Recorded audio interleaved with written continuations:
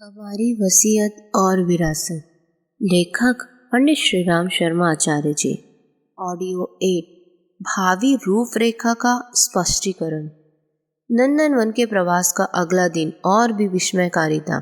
पूर्व रात्रि में गुरुदेव के साथ ऋषिगणों के साक्षात्कार के दृश्य फिल्म की तरह आंखों के समक्ष घूम रहे थे। पुनः गुरुदेव की प्रतीक्षा थी भावी निर्देशों के लिए।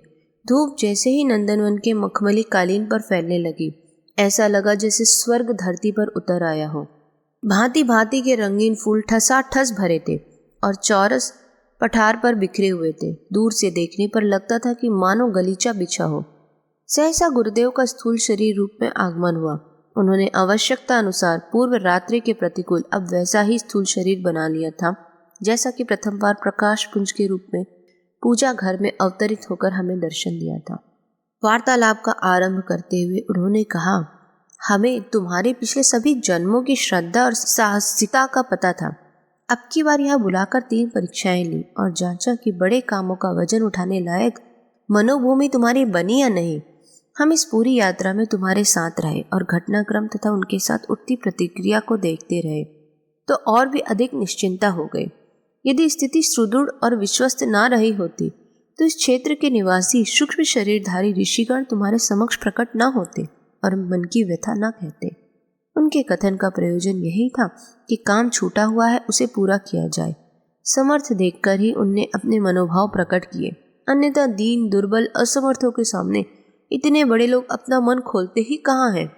तुम्हारा समर्पण यदि सच्चा है तो शेष जीवन की कार्य पद्धति बनाए देते हैं, इसे परिपूर्ण निष्ठा के साथ पूरी करना। प्रथम कार्यक्रम तो यही है कि 24 लक्ष्य गायत्री महामंत्र के 24 महापुरुष चरण 24 वर्ष में पूरे करो। इससे मजबूती में जो कमी रही होगी सो पूरी हो जाएगी। बड़े और भारी काम करने के लिए बड़ी समर्थता चाहिए। इसी के निमित्त यह प्रथम कार्यक्रम सौंपा गया है। इसी के साथ साथ 2 कार्य और भी चलते रहेंगे। एक यह है कि अपना अध्ययन जारी रखो। तुम्हें कलम उठानी है। आर्ष ग्रंथों के अनुवाद प्रकाशन की व्यवस्था करके उसे सर्वसाधारण तक पहुंचाना है। इससे देव संस्कृति की लुप्त प्राय कड़ियां जुड़ेंगी और भविष्य में विश्व संस्कृति का ढांचा खड़ा करने में सहायता मिलेगी। इसके साथ ही जब तक स्थूल शरीर विद्यमान है तब तक मनुष्य में देवत्व का उदय और धरती का स्वर्ग का अवतरण करने वाला सर्वसुलभ साहित्य विश्व वसुधा की सभी संभव भाषाओं में लिखा जाना है। यह कार्य तुम्हारी प्रथम साधना शक्ति से संबंध है। इसमें समय आने पर तुम्हारी सहायता के लिए सुपात्र मनीषी आ जुटेंगे जो तुम्हारा छोड़ा काम पूरा करेंगे। तीसरा कार्य स्वतंत्रता संग्राम में एक सिपाही की तरह प्रत्यक्ष एवं पृष्ठभूमि में रहकर लड़ते रहने का है। यह सन 1947 तक चलेगा। तब तक तुम्हारा पुरुषचरण भी बहुत कुछ पूरा हो लगेगा। यह प्रथम चरण है। इसकी सिद्धियां जन साधारण के सम्मुख प्रकट होंगी। इस समय के लक्षण ऐसे नहीं है जिनसे यह प्रतीत हो कि अंग्रेज भारत को स्वतंत्रता देकर सहज ही चले जाएंगे, किंतु यह सफलता तुम्हारा अनुष्ठान पूरा होने के पूर्व ही मिलकर रहेगी। तब तक तुम्हारा ज्ञान इतना हो जाएगा जितना कि युग परिवर्तन और नव निर्माण के लिए किसी तत्ववेत्ता के पास होना चाहिए। पुरुषचरणों की समग्र संपन्नता तब होती है जब उसका पूर्णाहुति यज्ञ भी किया जाए। 24 लाख पुरुषचरण का गायत्री महायज्ञ इतना बड़ा होना चाहिए कि जिससे 24 लाख मंत्रों की आहुतियां हो सके एवं तुम्हारा संगठन इस माध्यम से खड़ा हो जाए। यह भी तुम्हें ही करना है। इसमें लाखों रुपए की राशि और लाखों की सहायक जनसंख्या चाहिए।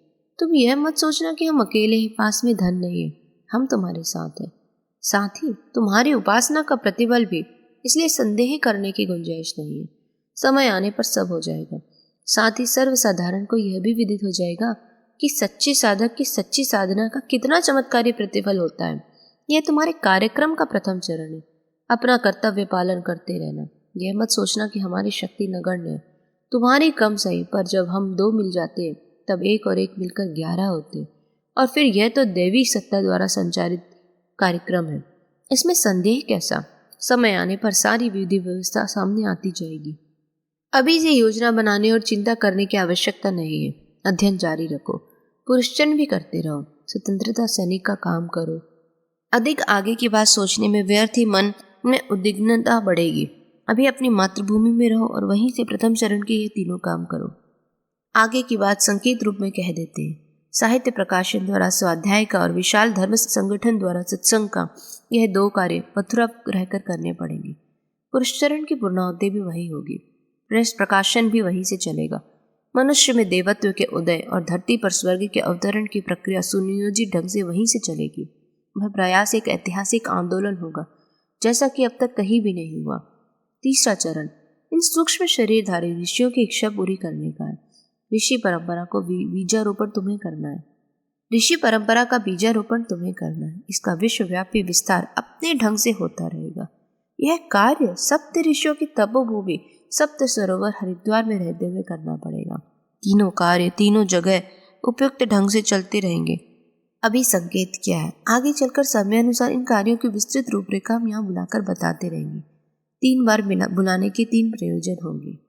चौथी बार तुम्हें भी चौथी भूमिका में जाना है और हमारे प्रयोजन का बोझ इस सदी के अंतिम दशकों में अपने कंधों पर लेना है। तब सारे विश्व में उलझी हुई विषम परिस्थितियों के अत्यंत कठिन और अत्यंत व्यापक कार्य अपने कंधे पर लेने होंगे। पूर्व घोषणा करने से कुछ लाभ नहीं। समय अनुसार जो आवश्यक होगा सो विदित भी होता चलेगा और संपन्न भी। इस बार की हमारी हिमालय यात्रा में असमंजस बना हुआ था कि हिमालय की गुफाओं में सिद्ध पुरुष रहने और उनके दर्शन मात्र से विभूतियां मिलने की अनजन श्रुतियां प्रचलित हैं। हमें इनका कोई आभार नहीं मिला। वह बात ऐसे ही किंवदंती मालूम पड़ती है। था तो मन का भीतरी असमंजस, पर गुरुदेव ने उसे बिना कहे ही समझ लिया और कंधे पर हाथ रखकर पूछा, तुम्हें क्या जरूरत पड़ गई सिद्ध पुरुषों की? ऋषियों के सूक्ष्म शरीरों के दर्शन एवं हमसे मन नहीं भरा? अपने मन में अविश्वास जैसी बात, कोई दूसरा खोजने जैसी बात स्वप्न में भी नहीं उठी थी। मात्र बाल कौतूहल मन में था। गुरुदेव ने इसे अविश्वास मान लिया होगा तो श्रद्धा क्षेत्र में हमारी कुपात्रता मानेंगे। यह विचार मन में आते ही स्तब्ध रह गया। मन को पढ़ लेने वाले दिवात्मा ने हंसते हुए कहा, वे हैं तो सही, पर 2 बातें नहीं हो गई। एक तो सड़कों की वाहनों की सुविधा होने से अधिक यात्री आने लगे, इससे उनकी साधना में विघ्न पड़ता है। दूसरा यह है कि अन्यत्र जाने पर शरीर निर्वाह में असुविधा होगी, इसलिए उन्होंने स्थूल शरीरों का परित्याग कर दिया और सूक्ष्म शरीर धारण करके रहते, जो किसी को दृष्टिगोचर भी ना हो और उनके लिए निर्वाह साधनों की आवश्यकता भी न पड़े। इस कारण उन सभी के शरीर ही नहीं स्थान भी बदल लिए। स्थान ही नहीं, साधना के साथ जुड़े कार्यक्रम भी बदल लिए। जब सब कुछ परिवर्तन हो गया तो दृष्टिगोचर कैसे हो? फिर सत्पात्र साधकों का अभाव हो जाने के कारण वे कुपात्रों को दर्शन देने या उन पर की हुई अनुकंपा में अपनी शक्ति गंवाना भी नहीं चाहते। ऐसी दशा में अन्य लोग जो तलाश करते वह मिलना संभव नहीं, किसी के लिए भी संभव नहीं। तुम्हें अगली बार पुनः हिमालय के सिद्ध पुरुषों के दर्शन झांकी करा देंगे। परम ब्रह्म के अंशधर देवात्मा सूक्ष्म शरीर में किस प्रकार रहते हैं, इसका प्रथम परिचय हमने अपने मार्गदर्शक के रूप में घर पर ही प्राप्त कर लिया था। उनके हाथों में विधिवत मेरी नाव सुपुत्र हो गई थी, फिर भी बाल बुद्धि अपना काम कर रही थी।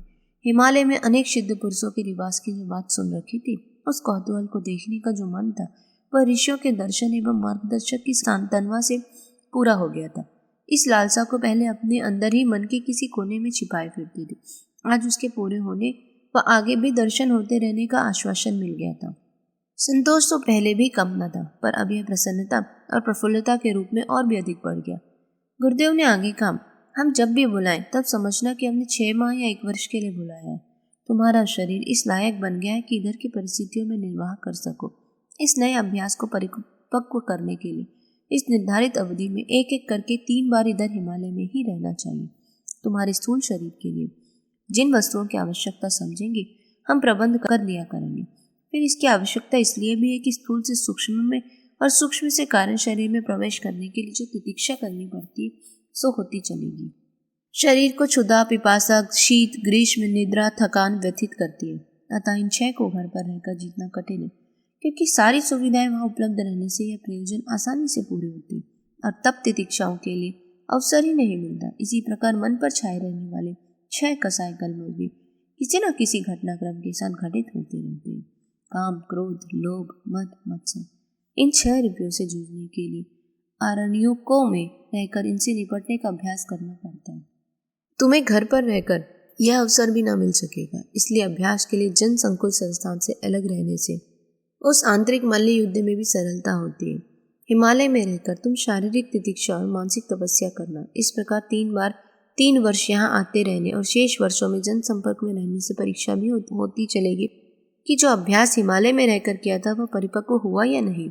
यह कार्यक्रम देवात्मा हिमालय ने ही बनाया था, पर था मेरा इच्छित। इसे मनोकामना की पूर्ति कहना चाहिए। स्वास्थ्य, सत्संग और मनन चिंतन से यह तथ्य भली प्रकार हृदयगम हो गया था कि 10 इंद्रियां, प्रत्यक्ष और 11वीं अदृश्य मन, इन सबका निग्रह कर लेने पर बिखराव से छुटकारा मिल जाता है और आत्मसंयम का पराक्रम बन पड़ने पर मनुष्य की दुर्बलताएं समाप्त हो जाती है और विभूतियां जग पड़ती है। शरीर सिद्ध पुरुष होने का यही राजमार्ग है।